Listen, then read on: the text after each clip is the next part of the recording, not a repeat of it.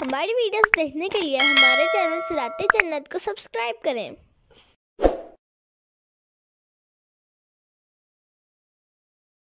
اعوذ باللہ من الشیطان الرجیم، بسم اللہ الرحمن الرحیم۔ اللہ کے نام سے شروع جو نہایت مہربان رحمت والا ہے۔ حامیم والکتاب المبین۔ ترجمہ کنز العرفان۔ حامیم، اس روشن کتاب کی قسم، انا انزلناہ فی لیلۃ مبارکۃ انا کنا منذرین، بے شک ہم نے اسے برکت والی رات میں اتارا، بے شک ہم ڈر سنانے والے ہیں۔ تفسیر صراط الجنان۔ حامیم یہ حروف مقطعات میں سے ایک حرف ہے، اس کی مراد اللہ تعالیٰ ہی بہتر جانتا ہے۔ والکتاب المبین، اس روشن کتاب کی قسم۔ ان آیات کا خلاصہ یہ ہے کہ اس قرآن پاک کی قسم جو حلال اور حرام وغیرہ ان احکام کو بیان فرمانے والا ہے جن کی لوگوں کو حاجت اور ضرورت ہے۔ بے شک ہم نے اسے برکت والی رات میں اتارا، کیونکہ ہماری شان یہ ہے کہ ہم اپنے عذاب کا ڈر سنانے والے ہیں۔ اکثر مفسرین کے نزدیک برکت والی رات سے شب قدر مراد ہے، اور بعض مفسرین اس سے شب براءت مراد لیتے ہیں۔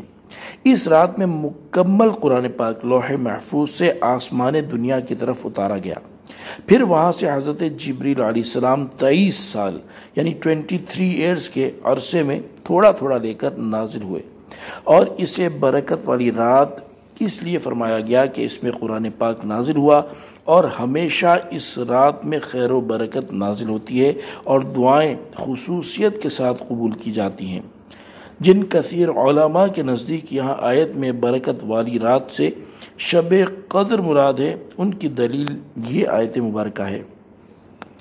اللہ تعالیٰ نے ارشاد فرمایا، اِنَّا أَنزَلْنَاهُ فِي لَيْلَةِ الْقَدْرِ، ترجمہ بے شک ہم نے اس قرآن کو شب قدر میں نازل کیا۔ اس آیت میں فرمایا گیا کہ اللہ تعالیٰ نے شب قدر میں قرآن مجید کو نازل فرمایا، اور یہاں ارشاد فرمایا گیا کہ اِنَّا أَنزَلْنَاهُ فِي لَيْلَةٍ مُبَارَكَةٍ، یعنی بے شک ہم نے اسے برکت والی رات میں اتارا۔ اسی لیے ضروری ہے کہ شب قدر اور مبارک رات سے ایک ہی رات مراد ہو، تاکہ قرآن مجید کی آیات میں تضاد لازم نہ آئے۔ اور ارشاد فرمایا، شہر رمضان الذی انزل فیہ القرآن، ترجمہ رمضان کا مہینہ ہے جس میں قرآن نازل کیا گیا۔ اس آیت میں فرمایا گیا کہ قرآن مجید کو رمضان کے مہینے میں نازل کیا گیا، اور یہاں یوں ارشاد فرمایا کہ اِنَّا أَنزَلْنَاهُ فِي لَيْلَةٍ مُبَارَكَةٍ، یعنی بے شک ہم نے اسے برکت والی رات میں اتارا۔ تو ضروری ہوا کہ یہ رات بھی رمضان کے مہینے میں واقع ہو، اور جس شخص نے بھی یہ کہا ہے کہ مبارک رات رمضان کے مہینے میں واقع ہے، اس نے یہی کہا کہ مبارک رات شب قدر ہے۔ جیسا کہ اوپر ذکر ہوا کہ برکت والی رات کے بارے میں ایک قول یہ بھی ہے کہ اس سے مراد شب برات ہے۔ اس مناسبت سے یہاں شب برات کے دو فضائل ملاحظہ ہوں۔ ام المؤمنین حضرت عائشہ صدیقہ رضی اللہ تعالی عنہا سے روایت ہے، نبی کریم صلی اللہ تعالی علیہ وآلہ وسلم نے ارشاد فرمایا، اللہ تعالی 4 راتوں میں بھلائیوں کے دروازے کھول دیتا ہے۔ نمبر 1 بقر عید کی رات، نمبر 2 عید الفطر کی رات، نمبر 3 شعبان کی 15ویں رات، کہ اس میں مرنے والوں کے نام اور لوگوں کا رزق اور اس سال حج کرنے والوں کے نام لکھے جاتے ہیں۔ نمبر 4 عرفہ کی رات اذان فجر تک۔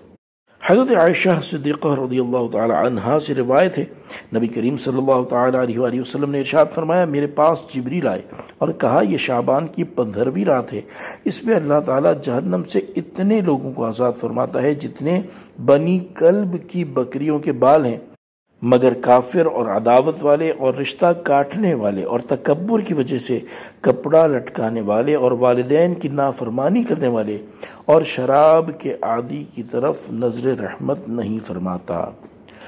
فیہا یفرق کل امر حکیم، ترجمہ کنز العرفان، اس رات میں ہر حکمت والا کام بانٹ دیا جاتا ہے۔ امرا من عندنا، ہمارے پاس کے حکم سے، انا کنا مرسلین، بے شک ہم ہی بھیجنے والے ہیں۔ تفسیر صراط الجنان۔ ان آیات کا خلاصہ یہ ہے کہ اس برکت والی رات میں سال بھر میں ہونے والا ہر حکمت والا کام، جیسے رزق، زندگی، موت اور دیگر احکام ان فرشتوں کے درمیان بانٹ دیے جاتے ہیں جو انہیں سر انجام دیتے ہیں، اور یہ تقسیم ہمارے حکم سے ہوتی ہے۔ بے شک ہم ہی سید المرسلین محمد مصطفیٰ صلی اللہ تعالی علیہ وآلہ وسلم اور ان سے پہلے انبیاء علیہم السلام کو بھیجنے والے ہیں۔ یاد رہے کہ کئی احادیث میں بیان ہوا ہے کہ 15 شعبان کی رات لوگوں کے امور کا فیصلہ کر دیا جاتا ہے، جیسا کہ ام المؤمنین حضرت عائشہ رضی اللہ تعالی عنہا فرماتی ہیں، نبی کریم صلی اللہ تعالی علیہ وآلہ وسلم نے مجھ سے ارشاد فرمایا، کیا تم جانتی ہو اس رات یعنی 15ویں شعبان میں کیا ہے؟ میں نے عرض کی، یا رسول اللہ صلی اللہ تعالی علیہ وآلہ وسلم اس میں کیا ہے؟ ارشاد فرمایا، اس رات میں اس سال پیدا ہونے والے تمام بچے لکھ دیے جاتے ہیں، اور اس سال مرنے والے سارے انسان لکھ دیے جاتے ہیں، اور اس رات میں ان کے اعمال اٹھائے جاتے ہیں اور ان کے رزق اتارے جاتے ہیں۔ ان احادیث اور اس آیت میں مطابقت یہ ہے کہ فیصلہ 15 شعبان کی رات ہوتا ہے، اور شب قدر میں وہ فیصلہ ان فرشتوں کے حوالے کر دیا جاتا ہے جنہوں نے اس فیصلے کے مطابق عمل کرنا ہوتا ہے۔ جیسے کہ حضرت عبداللہ بن عباس رضی اللہ تعالی عنہما فرماتے ہیں، لوگوں کے امور کا فیصلہ نصف شعبان کی رات کر دیا جاتا ہے، اور شب قدر میں یہ فیصلہ ان فرشتوں کے سپرد کر دیا جاتا ہے جو ان امور کو سر انجام دیں گے۔ رحمتا من ربک، تمہارے رب کی طرف سے رحمت ہے، انہ هو السمیع العلیم، بے شک وہی سننے والا جاننے والا ہے۔ رب السماوات والارض وما بینہما، وہ جو رب ہے آسمانوں اور زمین اور جو کچھ ان کے درمیان ہے سب کا، کنتم موقنین، اگر تم یقین رکھنے والے ہو۔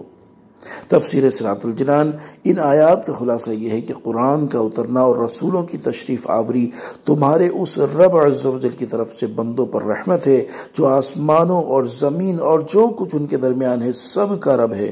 بے شک وہی ان کی باتوں کو سننے والا اور ان کے کام اور احوال کو جاننے والا ہے۔ اے کفار مکہ، اگر تمہیں اس بات کا یقین ہو کہ اللہ ہی آسمان و زمین کا رب ہے تو اس بات پر بھی یقین کر لو کہ محمد مصطفیٰ صلی اللہ تعالی علیہ وآلہ وسلم اللہ تعالی کے رسول ہیں۔